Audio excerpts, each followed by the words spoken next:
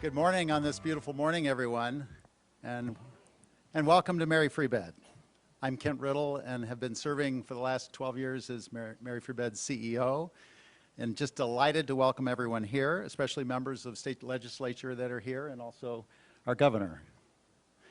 It's our tradition to begin meetings here at Mary Free Bed with a wow moment, and today we'll peel back the curtain a little bit on an exciting event, we'll let that be our wow moment. But today is really about collaboration, private and public collaboration, and that is the spirit of what today is about. We're in a growth spurt. The number of kids across the state that we have treated over the last few years has increased 75%. During 2021, nearly 60% of all Michigan's children from both peninsulas have received their care here.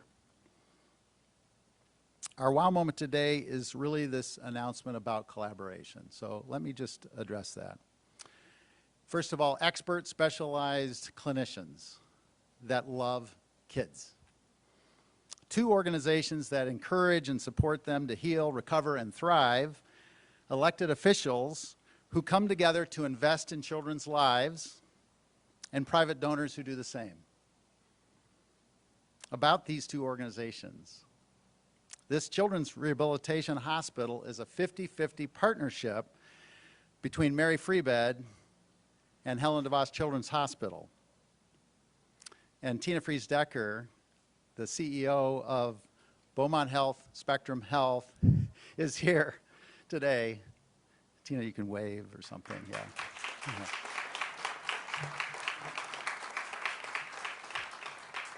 Along with her team, who are all friends. Really quickly, here's the blueprint of our future. A new hospital that will be built across the street, you see the cars over there on Wealthy Street, with a skywalk connected to our campus. It will be dedicated exclusively to providing life-changing rehabilitation for children born with malformations, defects, recovering from diseases, any number of diseases, cancer, chronic pain, or traumatic injuries. This proposed hospital will be the only freestanding children's rehabilitation hospital in Michigan, 9th in the nation, and one of only 3 that's located between the 2 coasts.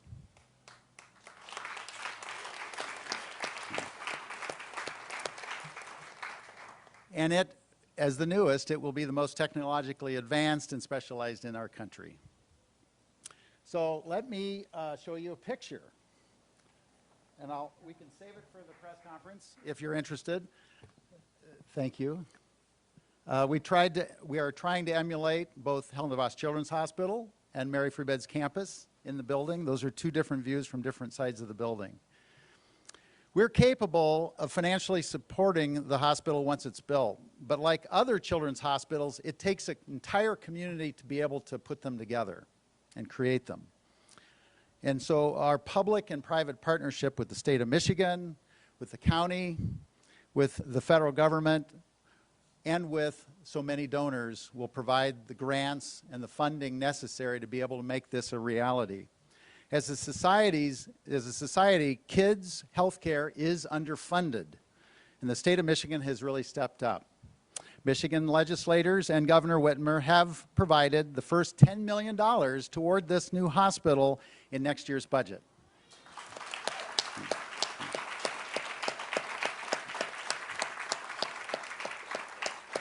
So we have a ways to go in our fundraising, but this is a great start, and that dream will become a reality. Miraculous things happen, lives are transformed, families are supported, and futures are brighter when community collaboration takes place. Our mission to restore hope and freedom through rehabilitation is precisely what will be happening here. Thank you all.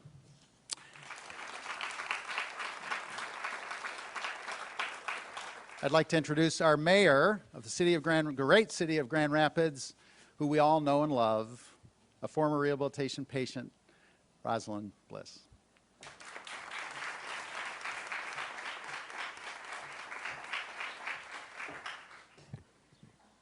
Good morning, everyone.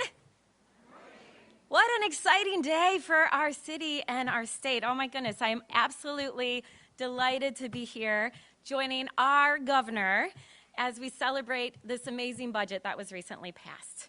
And I'm glad to be joined by our county chair, Commissioner Stan Steck. So really appreciate our partnership with the county. This budget really is significant, and it makes significant investments in communities all over our state. At the city, we are very happy, along with many other cities across our state, as we saw increases in revenue sharing that will go directly to local units, but also funding for community policing, economic development, mental health, really significant and important investments. And this budget really builds on this positive momentum of previous investments that have been made in communities. And what that means is an investment in people, but also in the places where people call home. I am especially grateful that this budget includes direct funding that will have a huge positive impact on Grand Rapids and all of West Michigan. One of the most significant ones will be supporting our growing reputation as a medical hub and healthcare destination, thanks to our incredible healthcare organizations here in Grand Rapids. A place where people come to receive life-saving care, medical intervention, and support.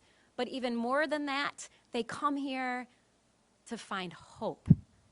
Hope during what can be one of the most challenging times that families face. The support of Mary Free Bed's Children's Rehabilitation Center will enable them to enhance their focus on pediatrics in partnership with Helen DeVos Children's Hospital and improve the lives of children with disabilities, all while providing support to their families as they move through this incredibly difficult journey in the medical field. And as Ken said, this initiative is particularly near and dear to my heart. As some of you know, I spent a great deal of my childhood at Mott Children's Hospital and received incredible rehabilitation services there that truly have enabled me to walk today. So this is very near to my heart. It's a huge win for children and families, as now children all over Michigan, including West Michigan, right here in their own backyard, have access to these vital healthcare and rehabilitation services. It will elevate our reputation as a world-class destination children's rehabilitation hospital, and we are so proud that it will be right here in the city of Grand Rapids. In addition to these important investments, I'm also deeply appreciative for the funding and support of other city priorities, including funding for our Grand Rapids Public Museum. I know Dale is here. Dale, I know you've been smiling for over a week now, as well as the amphitheater, which are key redevelopment sites along our river corridor. So we look forward to getting through the permit process and kicking off the River Restoration Project, which truly is the catalyst for the work we're going to do all along the Grand River. The transformational restoration of the river and redevelopment along its banks, right across from the new Spectrum Health development, will spur robust economic activity not seen in generations. This funding, the funding in this and recent budgets that have been passed, makes our larger vision of the Grand River restoration and the River for All project truly a reality. So I want to end with personally thanking our entire West Michigan delegation, including our senators, Senator Brinks and Huizenga, along with representatives. I know Rachel Hood is here today, but also Representatives Albert and Posthumous and LeGrand. We are so fortunate to have strong voices representing Grand Rapids and West Michigan in Lansing. And then a very, very special thank you to our incredible governor for her tireless leadership and service, especially during these unprecedented times. Today is a great day for Grand Rapids, but it's also a great day for every child that calls Michigan home. So thank you so much for joining us for this awesome celebration. And now please join me in welcoming Dr. Doug Henry from Mary Free Bed.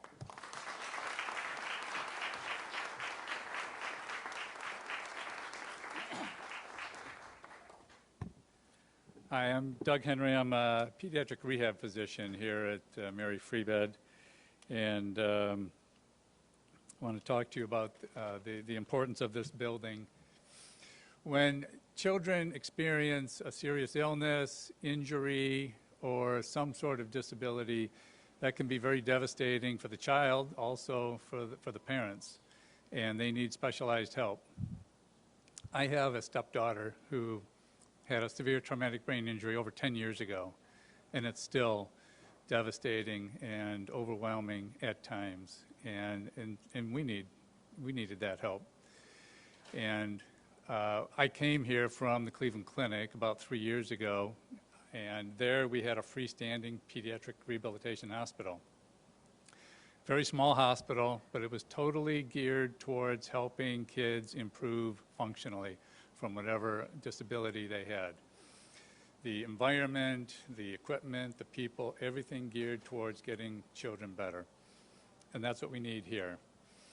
We're already doing phenomenal things for children here at Mary Free Bed, but we need a more kid-friendly environment. We need a lot more space to do it, and with that, we can provide a deeper, richer care for these kids and the families. And this building will do that.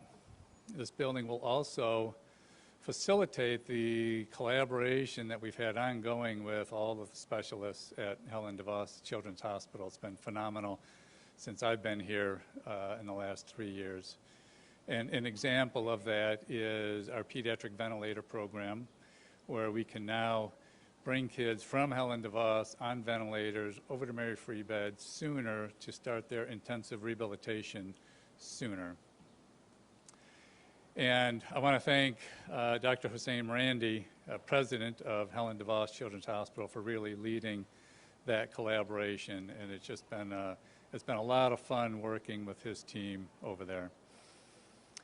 And we're just incredibly grateful to Governor Whitmer and to the Michigan legislature for allocating $10 million for this rehabilitation center, a very critical center that we need. Thank you very much.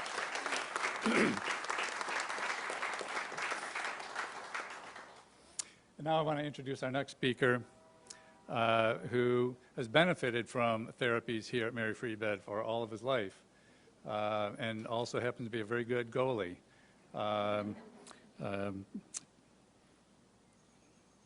So Taggart Vandermellen, come on up.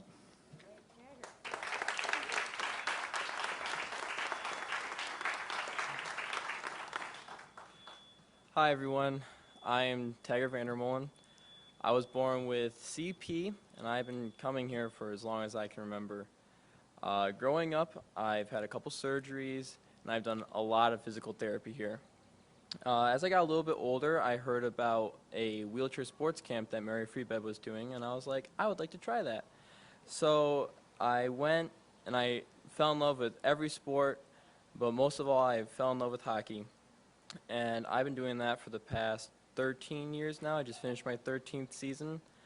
And through all the possibilities and opportunities that Mary Free Bed has given me, I've been able to travel across the country, participate in things internationally.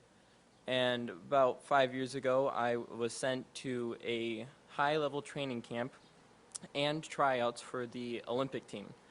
And first try, I made it onto the development team, which is one step below the Olympic team.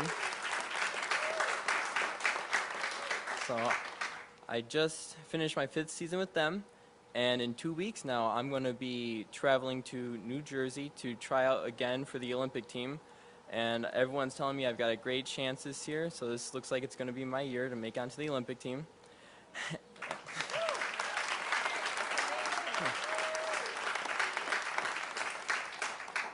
None of this would have been possible without all the help I've had from Mary Free Bed. All the therapy that they've given me has made me a lot stronger, not only physically, but mentally and emotionally. They've made me feel like I can do pretty much anything I set my heart to, and I'm very thankful for all that they have given me. Now I'd like to welcome Governor Whitmer up to the stage. All right. Thank you, Taggart. Let's give Taggart a big round of applause.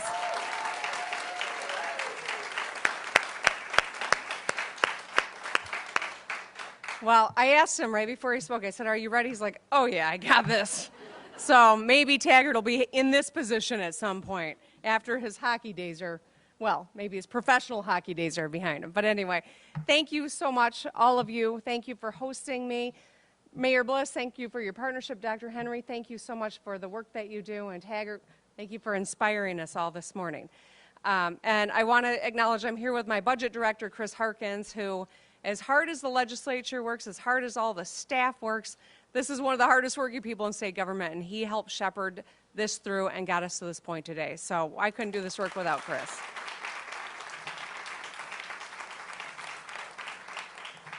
And I want to share with you, it was a surprise to me as we were touring the facility to run into a friend of mine from Lansing who was here with her son.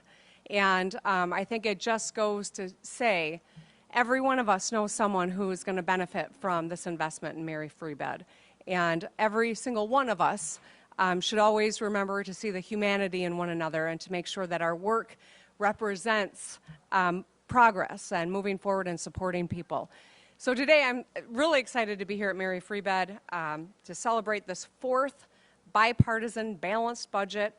This one done even before the July 1 deadline. It's not to my desk yet. I was hoping to sign it while I was here. I'm still waiting on it. But as I mentioned, as hard as the legislature worked in those final days of getting the budget done, their staff showed up before them, stayed after them, and then there was a holiday. So I know they're working hard, and I'll be eager to sign it probably in the coming days. But we wanted to keep this event so that we could highlight some of the really important, wonderful things that we were able to accomplish. So this fiscally responsible budget brings the rainy day fund, so this is our budget stabilization fund, to an all-time high of $1.6 billion. It pays down billions in debt and secures the retirement of Michigan State troopers and hardworking public servants. And best of all, it doesn't raise taxes by a dime, and it was delivered on time. And I want to thank my Republican and Democratic partners in the legislature for working with me to get this done. So today I want to focus on the Omnibus state budget. That is the budget that makes all the investments outside of education. The school aid budget is different. And so this is the budget that invests in everything from workforce development to public safety to public health, infrastructure, and so much more. Later this week, I will be signing the education side of the budget to improve every child's in-class experience, to recruit and retain the best educators, and to build up our schools. So there's a lot to celebrate in the work that we have done, especially when you think about in May of 2020, we were projecting a $3 billion deficit. Now we've gotten historic investments done without raising taxes, and we've left some resources on the balance sheet so we can continue our work. So it's a lot to celebrate. Now I know you all would love for me to give you a 60-minute keynote address on revenue sharing. Okay, maybe there's only one person that would like to hear that, the mayor. But I'm going to keep this short and straightforward. In simple terms, this budget really makes huge delivering on the kitchen table fundamental issues by investing in people, unleashing Michigan's potential, and funding key projects. First, let's talk about people. This budget makes a real difference in people's lives. Two top-of-mind priorities for every single Michigander are public health and public safety, and this budget makes historic investments in both. As a former prosecutor, public safety is a core issue for me, and I'll continue to work with anyone who wants to solve problems and keep families safe in their homes and on our streets. This budget invests additional resources to help communities fund law enforcement, fire departments, and other first responders. It'll set up new statewide judicial case management systems so that we can improve court efficiency and get violent criminals off the street. Several Michiganders wrote to my office about how essential investments in public safety are, and I am proud that we came together to get it done.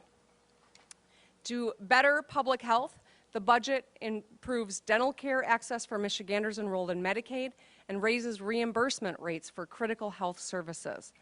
Britta from East Lansing wrote to my office about the importance of dental care, and she said, inadequate access to dental care can impact people's self-esteem, working choices, or desire for education, not to mention their physical health. No one should feel limited by their smile or lack of. Our budget also speeds up lead service line replacement so that people can get safe drinking water, seals 182 abandoned oil and gas wells, cleans up contaminated sites to reduce environmental pollution of our land and water. And another key element of this budget is focused on mental health. We all know that that's a critical need across our state. We know that it's just as important as physical health, but it's often, care for mental health is often inaccessible in Michigan because there are not enough beds or appointments for patients or just not enough providers. That's not a unique problem in Michigan. Nationally, this is a struggle, but we're making steps to solve it. This budget makes long overdue investments in both expanding capacity at behavioral health facilities and building new state psychiatric facility and offering loan reimbursement for behavioral health providers so we can lure more people into providing this critical service. And now I want to highlight the budget's investments in Michigan's potential. So with investments in workforce programs and economic development, this budget will power small business growth and uplift every region in our great state. To continue growing Michigan's strong workforce, the budget funds the Michigan Reconnect and Going Pro, which are two successful programs that will help Michiganders on a tuition-free path to higher education or skills training, and it'll help businesses develop high-skill in-house talent. There's so many inspiring stories across our state of people who are able to chase their dreams because of the Michigan Reconnect, and today I want to share one more. And I got to tell you, I've run into people all across our state. 170,000 people have signed up for these programs, and I meet them in all my travels. I heard from a guy named Brandon from Holly, Michigan, and saying that this was the difference between struggling to make ends meet and getting a good paying, in-demand job in IT, which we're all looking for, by the way. So I'm proud that Reconnect has been fully funded in our budget and will continue to make a difference in people's lives. The budget also invests in food and agriculture economic development so that we can attract jobs in these key industries and fund the Office of Rural Development. I established this office to connect rural communities with workforce, education infrastructure, and connectivity to meet their needs. And we're also kicking off the Buy Michigan campaign to support Michigan-grown and raised products, funding our iconic Pure Michigan campaign to promote tourism and bring visitors to local economies. Michigan has the second most agricultural diversity in the country. It's a huge point of pride for us. We can feed the world from Michigan, and investments like this are how we do it.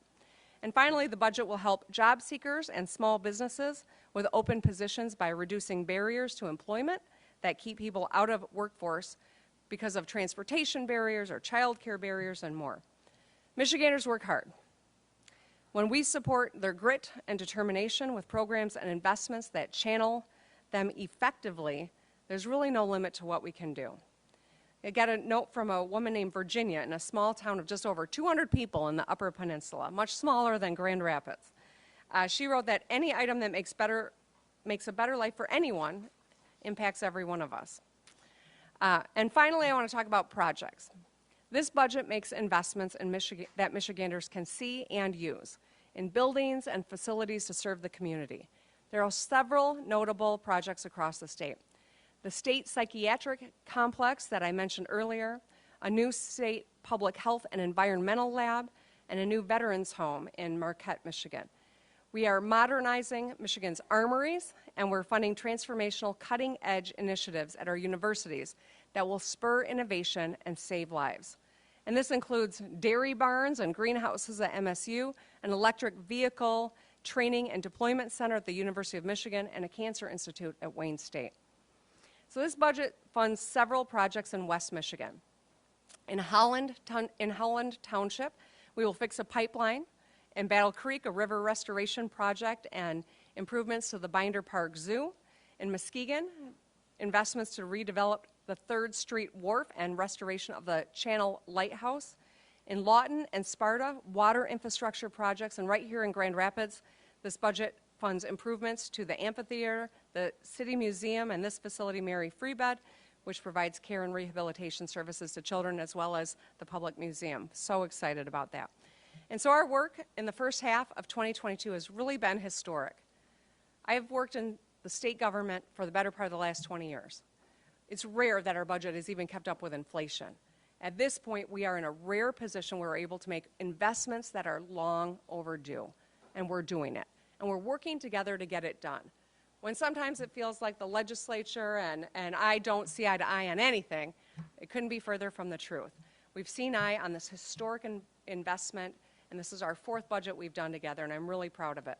So from winning a combined $9 billion and 7,200 auto jobs investment from GM and Ford as a direct result of our work last December in the bipartisan economic development legislation, to delivering $400 checks per vehicle to every driver, to delivering $1,000 bonuses to 38,000 child care workers, to working together on 880 bipartisan bills since I took office, to the Rebuilding Michigan Together plan that's funding dozens of road and bridge projects and replacing 20,000 lead service lines, expanding high-speed internet, building affordable housing, and improving state and local parks. We're proving in Michigan again and again we can get things done when we work together.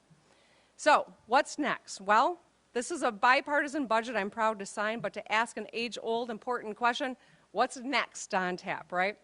Well, right now, Michiganders are facing rising prices in the grocery store and all facets of life. And so even after the budget, the state of Michigan still has billions of dollars we've left on the balance sheet. I think it is time for us to work together as when the legislature gets back to Lansing so that we can put money back in people's pockets. I proposed a number of ways to do that, from eliminating the retirement tax to supporting inflation rebate, to which would be a $500 check, to increasing the earned income tax credit, which would help 730,000 working families. Our collaboration has gotten us to this point. There's more yet to do, but this is a moment to celebrate. And I'm excited that Representative Hood is here. I'm so grateful, Tina, that you are here, and all the leaders that have joined us today. Being here at Mary Free Bed really clarifies why we do this work. Every spreadsheet, every policy memo, every negotiation, all our work in Lansing is about delivering real results for Michiganders, especially for the kids like the ones that are going to be served right here at Mary Free Bed. This program offers comprehensive rehabilitation services for kids ranging from infancy to, I don't want to hang out with you, Mom. I'm not sure what age that is. I'll have to go back and think about it. But they serve Michiganders from 81 of our 83 counties, including nearly 6 in 10 kids who need inpatient rehabilitation. And today, because of this budget, they'll continue to have the resources to grow, to thrive, and to continue to serve our kids. So thank you all for being here. I am so proud of the budget that I'm going to sign soon, and I'm glad you're here. Thank you.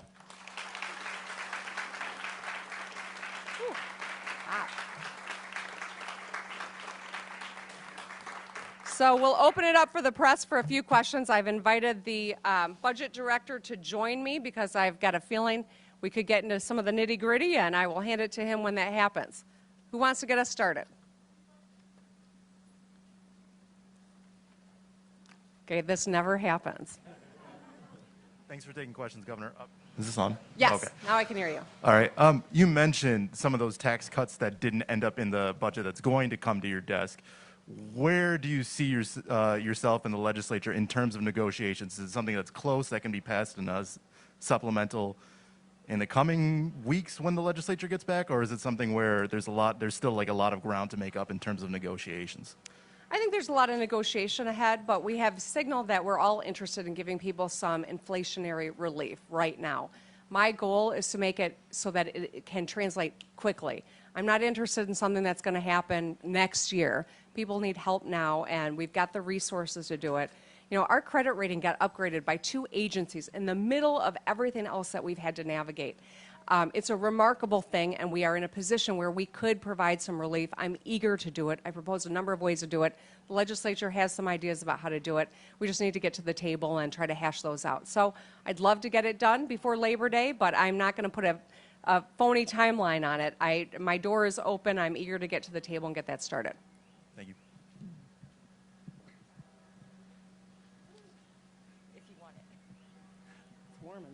I have a question. It's more about the hospital that's been proposed. Does that have to get like a state certificate of need approval and whatnot? And where in the process of all that is this project?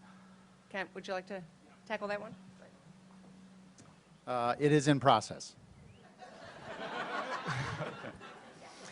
The answer is yes. We have to go through that process still. Okay. Could you talk at all about just the timeline for this project? And 60 million total, 10 million's been secured. When do you, what's the timeline for moving You forward? bet. Yeah. Our hope is to secure all the public and private funding we need, private being those from foundations and individuals and individual families, by next year. And then we would hope to start construction by the end of next year. It's about a 2-year project after that. So we have ways to go. Very good. Any other questions? All right, I guess we wore you all out. Do you have one more? Thank you. Okay, Yes, thanks sure. for taking questions, Governor. It's great to hear about all the resources that'll be on the way to Michiganders. Of course, the resources that are on the minds of many are reproductive health resources. Do you have an update on the Supreme Court lawsuit that you were working on? I don't, but I encourage you to ask them that question because I'd love to know the answer. I filed this lawsuit many months ago. It was my hope that it was going to be unnecessary, but we thought for sure that it would be, and obviously there is an important necessity that they take action. I'm so excited that the organizers and stakeholders were able to turn in a historical record high number of signatures yesterday to amend, to go to the ballot and let the people weigh in, because we know 70% of the people in the state support a woman being able to make that choice, even if it's not one that they would make themselves.